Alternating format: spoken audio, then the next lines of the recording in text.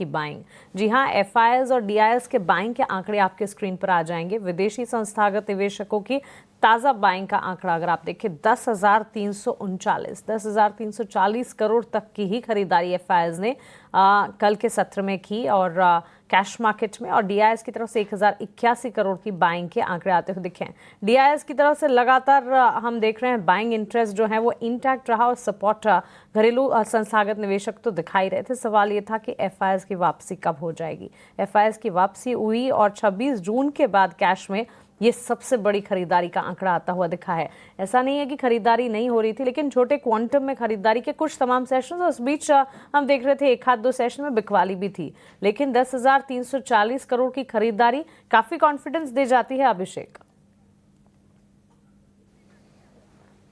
मानसी, बिल्कुल काफ़ी कॉन्फिडेंस मिल रहा है और हम तो रोज़ यही शिकायत कर रहे थे कि एफआईज ये जो छोटी बाइंग कर रहे हैं ना, ये कब बड़ी बाइंग करेंगे।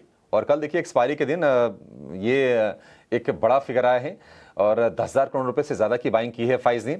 अब ये है ना कि ये सस्टेन कर जाए मानसी, अगर ये सस्टेन कर जाए, मान लीजिए ट्रेंड ये 2-3 दिन और अगर ऐसे निकल के आते हैं एफआईज की तरफ से, तो निश्चित तौर पर ये बाजार को एक्साइट करने का काम करेंगे। और आप ये देखिए कि अक्टूबर में कल परसों तक हम ये देख रहे थे कि नेट एफआईज की तरफ से बिकवाली ही थी, लेकिन वो खरीदारी में तब्दील हो गई है। अब 10,184 करोड़ रुपए ये नेट बाइंग है एफआईज की तरफ से। और कल के सत्र में हमने ये भी देखा है कि स्टॉक फ्यूचर्स में भी लगातार दूसरे सत्र में एफआईज ने बाइंग की है। कल हम देख रहे थे करीब 4,000 करोड़ रुपए, 4,500 करोड़ रुपए के आसपास का आंकड़ा था। हालांकि कल स्टॉक फ्यूचर में करीब 1,250 करोड़ रुपए के आसपास की एफआईज ने बाइंग की है। तो निश्चित तौर पर संकेत अच्छा है और एफआईज तो बाइंग कर ही रहे हैं। हमारे अपने डोमेस्टिक जो फंड्स हैं उनकी तरफ से भी लगातार हम देखने की मोमेंटम है। और अक्टूबर में करीब 37,500 करोड़ रुपए के आसपास की बाइंग है डीआईज, यानी कि डोमेस्टिक जो इंस्टीट्यूशन है वो कर चुके हैं। तो डीआईएस को अगर एफआईएस का सपोर्ट मिल जाए और एफआईएस को अगर अर्निंग में अच्छी चीज़ें दिख जाएं, तो बाजार में आप मान के चलिए कि अब देखिए हम रिकॉर्ड हाइस की बात करते हैं कि निफ्टी पर रिकॉर्ड हाइस कब आएंगे। अब कितने 200 पॉइंट के आसपास की दूरी ही रह गई थी। अब मान के चलिए कि बाजार ने मतलब मोमेंटम दिखा दिया है और लेवल्स को अचीव कर लिए हैं। वो मतलब साइकोलॉजिकल एक तरह से फिगर होता है, अदरवाइज तो एक बेहतरीन सत्र रहा है।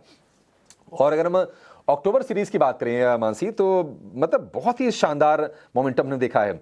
निफ्टी करीब 5.5% ऊपर, और इसके अलावा निफ्टी बैंक की बात करें तो 6.5% के आसपास की तेजी हमने निफ्टी बैंक में देखी है।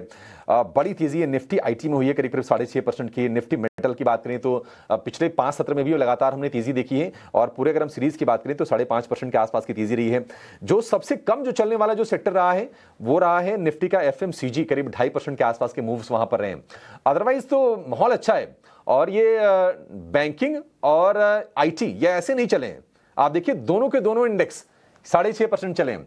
तो ये क्या हुआ है कि एक तो एफआईज ने अपनी सेलिंग रोक दी, धीरे धीरे वो बाइंग करते गए। अब इनमें उनका ज्यादा पैसा आता है, तो आप क्लियरली देखेंगे कि वहां पर जो तेजी हुई है सारे सेक्टर इंडेक्स में, निफ्टी बैंक में और निफ्टी आईटी में बराबर 6.5% की सबसे ज्यादा, और यहीं पर एफआईज का सबसे ज्यादा पैसा आता है। तो बढ़िया है एफआईज का। मुझे लग रहा है कि मोमेंटम यहां से आगे बरकरार रहेगा। अगर ये देखिए सबसे बड़ा भी कैटलिस्ट बाजार के लिए एक और आना है, और मेरा मानना है ना कि एक लेग की तेजी भी और बनेगी बाजार में। जब कुछ बुरा नहीं है बाजार में, अगर हम अपने मैक्रोज देखें तो हमारे मैक्रो स्ट्रांग हैं, 6.5% की ग्रोथ की उम्मीदें हैं। आपके टैक्स कलेक्शन के नंबर्स अच्छे हैं, आपके इन्फ्लेशन काफ़ी नीचे हैं, सब चीज़ें अगर अच्छी हैं तो फिर बाजार क्यों ठिठका हुआ? वो इसलिए ठिठका है कि बाजार अभी वेट एंड वॉच कर रहा है कि ट्रेड डील को लेकर क्या आती है। अक्टूबर का महीना तो काफ़ी अच्छा साबित हो गया, लेकिन अगर इस पर अगर आ जाए अगर ट्रेड डील को लेकर अच्छी खबर, तो एक लेग की और अच्छी तेजी मुझे लगता है कि बाजार में होगी। फिलहाल आज के लिए एफआईज के फ्रंट पर संकेत अच्छे हैं, और मुझे लगता है कि बाजार को आज ये ट्रिगर करने का काम करेंगे। तेजी ऑलरेडी हो गई है, तो आप बहुत बड़ी तेजी की बाजार में उम्मीद ना करिए, लेकिन यह है कि हम मोमेंटम यहां से निश्चित तौर पर बाइंग का ही रहने वाला है। तो ये हो गया दूसरा पॉजिटिव ट्रिगर भारतीय बाजार के लिए। नई सीरीज की शुरुआत हम करने वाले हैं आज से, और इस शुरुआत में विदेशी बाजार के संकेतों से भारतीय बाजार को जो रिक्वायर्ड सपोर्ट है वो मिल रहा है।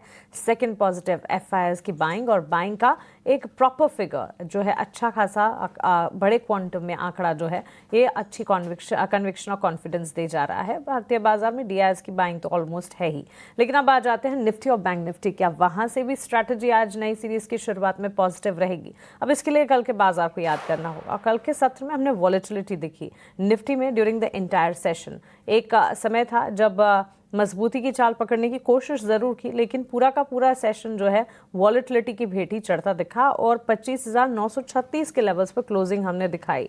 25,950 के मार्क से भी नीचे स्लिप होता हुआ हमने देखा निफ्टी को, और उसके बाद यहाँ पर फाइनली सेटल जो है 25,936 के लेवल्स पर।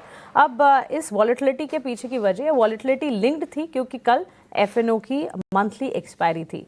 लेकिन आज नई सीरीज की शुरुआत में निफ्टी के लिए फिर स्ट्रैटेजी किस तरह की बिल्टअप करनी चाहिए? यहाँ से इंपॉर्टेंट लेवल्स नई सीरीज में, ऑफ कोर्स कल वॉलेटिलिटी एंटिसिपेटेड थी और नई सीरीज में शायद शुरुआत में मार्केट पार्टिसिपेशन भी शायद इतना बड़ा ना हो। तो आज के लिए फिर स्ट्रैटेजी क्या रखेंगे अभिषेक?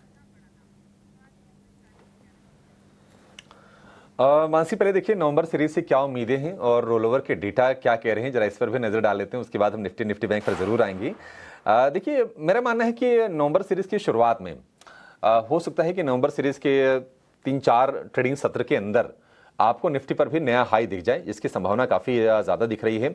और एफआईएस की जो बाइंग लौटी है ना बाजार में, इससे माहौल काफ़ी ज़्यादा पॉजिटिव होगा। दूसरी चीज़ क्या है, अर्निंग्स आपके अच्छे आए हैं अभी तक। मतलब कि अक्टूबर सीरीज में हमने देखा कि निफ्टी के 20-21 कंपनीज के नतीजे आ गए हैं, अभी भी आधी से ज़्यादा कंपनीज के नतीजे बचे हुए हैं। तो जो अर्निंग का मोमेंटम है, मेरा मानना है कि वो कंटिन्यू होगा, वो एक तरह से रोल ओवर होगा नवंबर की सीरीज में भी। तो आप नवंबर की सीरीज में भी पॉजिटिविटी आप रख के चलिए। और स्पेशली अगर आप निफ्टी बैंक की बात करें तो पिछले 4 साल में, नवंबर में पिछले 5 साल में 4 बार निफ्टी बैंक में हमने मजबूती देखी है। तो निफ्टी बैंक निश्चित तौर पर अच्छा लग रहा है। और सोने में जो मुनाफा वसूली हो रही है मानसी, आप मान के ये चलिए कि थोड़ा बहुत इक्विटी को इसका फायदा तो होगा। वहां से अब लोगों का धीरे धीरे हम देख रहे हैं कि मोह भंग हो रहा है, क्योंकि बहुत बड़ी हमने तेजी देखी है। अगर हम पिछले साल भर में देखेंगे या फिर ईयर टू डेट अगर आप इस साल देखेंगे तो लगभग 50% के आसपास की रिलीज होने के भाव में हो गई थी। काफी ज्यादा हीटअप हो गए थे। तो वहां से थोड़े से पैसे फ्री होंगे तो वो भारतीय बाजार को सपोर्ट करने का काम करेंगे। अब जरा आते हैं रोल ओवर्स को लेकर, जरा देखते हैं कि किस तरह के रोल ओवर्स हैं। निफ्टी में करीब करीब 76% के आसपास के रोल ओवर्स हैं। निफ्टी बैंक की बात करें तो 79% के रोल ओवर्स हैं। मिड कैप निफ्टी में 74% के आसपास के रोल ओवर्स हैं। अच्छा, ये रोल ओवर क्या संकेत देते हैं? रोल ओवर्स ये होते हैं कि आप एक सीरीज में अपनी पोजीशन को क्लोज करके दूसरी सीरीज में पोजीशन लेते हैं या फिर उसको रोल करते हैं। ये तो रोल ओवर जो होता है ना, वो सेंटिमेंट का रोल ओवर होता है। मान लीजिए अगर कोई किसी चीज को लेकर आप बुलिश हैं, तो अगर पोजीशन अगर आप रोल कर रहे हैं तो फिर वो बुलिश सेंटिमेंट को दिखाता है। तो बाजार में तो अभी तक तो काफी बुलिश माहौल रहा है। ये रोल ओवर थोड़े से कम है। अगर हम पिछले 3-4 एक्सपायरी के अगर हम औसत देखेंगे अगर, तो वो 78% के आसपास था। थोड़े से रोल ओवर्स कम है, लेकिन ठीक ठाक है। कोई ज्यादा इसको लेकर चिंतित होने की जरूरत नहीं है। और स्टॉक्स में भी जहां पर मोमेंटम तगड़ा था तेजी का, वहां पर अच्छे से रोलोवर्स आए हैं। एचडीएफसी बैंक में करीब 98% के आसपास के रोलोवर्स हैं। कंजम्पशन स्टॉक्स में देखने की टाटा कंज्यूमर में करीब 98% के, ग्रासी में करीब 99% के आसपास के रोलोवर्स हैं। तो रोलोवर्स के फ्रंट पर संकेत अच्छे आ रहे हैं। आज के लिए अगर हम सेटअप की बात करें तो सेटअप हमने चर्चा कर ली है कि ग्लोबल माहौल आपका अच्छा है, ट्रेड डील को लेकर ऑप्टिमिज्म है, रेट कट की उम्मीदें भी हैं। एफओएमसी की बैठक आज दूसरा दिन है, रात को फैसला आ जाएगा। क्रूड नरम है, सोना नरम है, ये सारी की सारी चीजें आपके पक्ष में हैं। और एफआईज हैं जो 26 जून के बाद जो सबसे बड़ी बाइंग की है कैश में 10,000 करोड़ रुपए से ज्यादा की, तो ये एक निश्चित तौर पर बाजार के लिए एक अच्छे कह सकते हैं कि संकेत का काम करेगा। कल हमने देखा कि मंथली एक्सपायरी थी और एज एक्सपेक्टेड काफी ज्यादा उतार चढ़ाव भी था। मंगलवार तो वैसे भी जाना जाता था, मंगलवार के दिन हम पहले भी देखते थे कि अच्छा ये जब निर्धारित नहीं भी हुई थी कि मंगलवार की एक्सपायरी होगी तो मंगलवार का दिन थोड़ा सा बड़ा उतार चढ़ाव वाला रहता था। कल हमने वोलेटिलिटी देखी, लेकिन कल अच्छी चीज क्या हुई, कल हमने सुबह सुबह भी बताया था और क्लोजिंग में यही कहा था कि निफ्टी के लिए जो सपोर्ट है वो है 25,800 का। आप देखिए निफ्टी कहां से घुमा है, कल का इंट्राडे जो लो रहा है 25,810 का रहा है, तो वहां से बाजार घुमा। और अच्छी चीज मानसी ये हो रही है कि आप ये देखिए कि इंट्राडे में जो डिप्स आ रहे हैं ना वो बाय किए जा रहे हैं। ये बुल मार्केट का एक अच्छा संकेत होता है कि टुवर्ड्स क्लोजिंग भी आखिरी के घंटे में जाके भी लोअर लेवल से अच्छी हमने रिकवरी बाजार में देखी है। मेरा मानना है कि ये सपोर्ट आज के सत्र के लिए भी काम करेगा। 25,800 का यही सपोर्ट है। रेजिस्टेंस की बात करें, मैं रेंज दूंगा 26,100 से लेकर 26,200। इसमें जाके निफ्टी थोड़ा सा हो सकता है कि फंसे, लेकिन अगर आपकी तेजी की पोजीशन है, आप निश्चित तौर पर 25,800 के स्टॉप लॉस के साथ अपनी तेजी की पोजीशन बने रहिए। किसी की अगर पोजीशन नहीं है, अगर किसी को अगर नई एंट्री करनी है बाजार में, अब ये नई सीरीज से नई शुरुआत करना चाहते हैं, तो मेरा मानना है कि 25,800 से 25,900 की रेंज अच्छी है।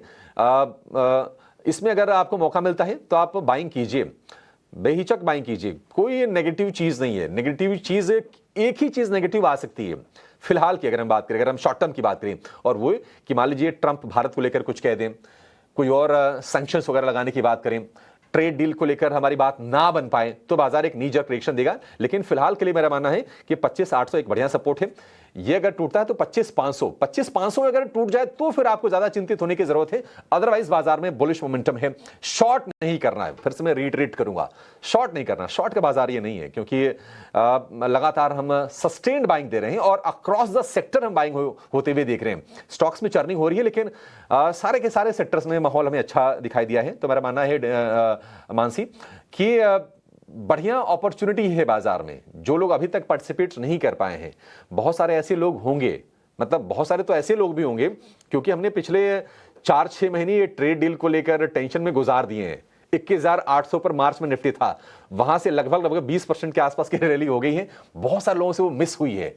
लेकिन ये कि बाजार में हमेशा अपॉर्चुनिटी बनती है, टाइम करना नहीं चाहिए। जो निवेशक भी हैं उनके लिए भी मुझे लगता है कि चीजें यहां से बेहतर होती हुई नजर आएगी। छोटे मोटे रिस्क हो सकते हैं, छोटे मोटे रिस्क ठीक है। अभी अर्निंग अभी तक तो मैं अच्छी दिखी है, अभी हो सकता है कि जो 30 कंपनीज हैं उनके अर्निंग्स उतने अच्छे हमें ना दिखें, तो ये रिस्क तो हमेशा रहता है बाजार में। लेकिन फिलहाल के लिए चीजें ठीक है। बाय ऑन डिप्स आज भी निफ्टी पर आपको करके चलना चाहिए।